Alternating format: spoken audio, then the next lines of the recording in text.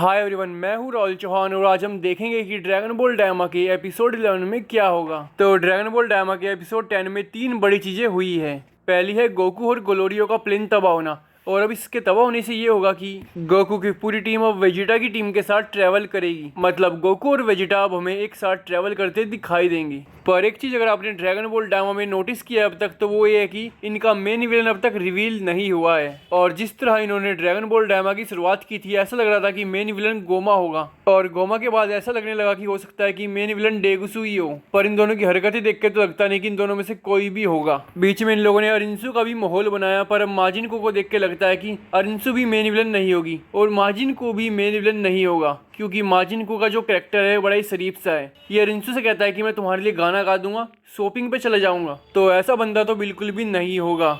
और एपिसोड 11 वो एपिसोड होगा जिसके अंदर हो सकता है कि मेन विलन फाइनली रिवील हो जाए। तो मुझे कौन लग रहा है कि मेन विलन होगा, पर उससे पहले बात करते हैं एपिसोड 10 में जो दूसरी बड़ी चीज हुई है वो, और ये है सुप्रीम कायका यूनिवर्स के बनने का इतिहास रिवील करना। और इस इतिहास में सबसे शॉकिंग रिवील था कि सुपर माजिन रायमस ने सैकड़ों यूनिवर्सों को क्रिएट किया है, और सुप्रीम काय इसको यूनिवर्स की सबसे बड़ी अथॉरिटी घोषित भी कर देते हैं। पर हो सकता है कि सुप्रीम काय को भी जैनो के बारे में पता ना हो, क्योंकि मैं लिख के दे सकता हूँ कि जैनो से बड़ा तो ये नहीं होगा। ज्यादा से ज्यादा ये लोग इसको जैनो के बराबर का दिखा सकते हैं। ये ऐसा भी दिखा सकते हैं कि जैनो डिस्ट्रक्शन का देवता है और ये क्रिएशन का है।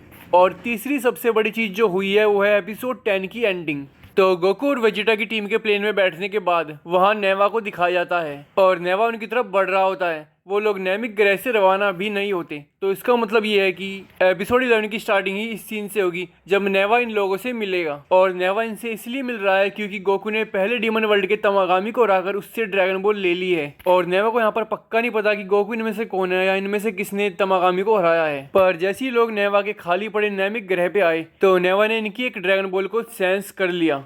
तो हो सकता है कि नेवा पहले डीमन वर्ल्ड की तमागामी को हराकर उससे ड्रैगन बॉल लेने के लिए इनको कांग्रेट्स करे। पर नेवा जब इनसे मिलेगा तो नेवा पिगलो और इन सभी को नैमिक के इतिहास और नैमिकन्स के बारे में बहुत कुछ बता सकता है, और ड्रैगन बॉल से रिलेटेड भी इनको बहुत सारी जानकारियां दे सकता है।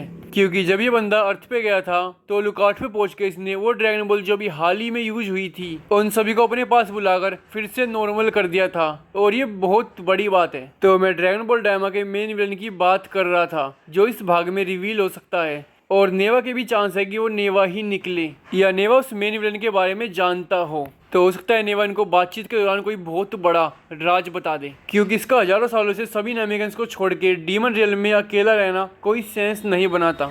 या हो सकता है वो मेन विलन तमागामी से जुड़ा हुआ हो, या उसका किसी तरह तमागामी से कोई कनेक्शन हो, क्योंकि तमागामी नंबर 1 बहुत ही ज्यादा ताकतवर है, इतना कि इसको कोई भी आसानी से नहीं हरा सकता। पर एक फैक्ट यह है कि इस शो में गोकू और वेजिटा का फ्यूजन तो जरूर होगा। तो जो कोई भी मेन विलन निकलेगा वो तमागामी नंबर 1 से भी ज्यादा ताकतवर हो जाएगा। तो हो सकता है नेवा भी गोकू और वेजिटा की टीम के साथ ट्रैवल करने लगे। पर एपिसोड 11 में एक और बड़ी चीज जो होनी है वो है वेजिटा और तमागामी नंबर 2 की फाइट। पर ड्रैगन बॉल वालों का आज तक का इतिहास ये पूरा रहा है कि वेजिटा ने आज तक किसी भी बड़े विलन को नहीं हराया है। उल्टा ही लोग हमेशा वेजिटा को पिटवा के उसका इस्तेमाल करके विलन को ज्यादा ताकतवर साबित करते हैं। तो मैं चाहता हूँ कि वेजिटा के ऊपर ये कर्स टूटे। ऐसा होना चाहिए कि वेजिटा फाइनली किसी न किसी को तो हरा रहा है। और इसका राइटर अकीरा तोरियामा ही है, और ये उनका आखिरी लिखा हुआ प्रोजेक्ट है।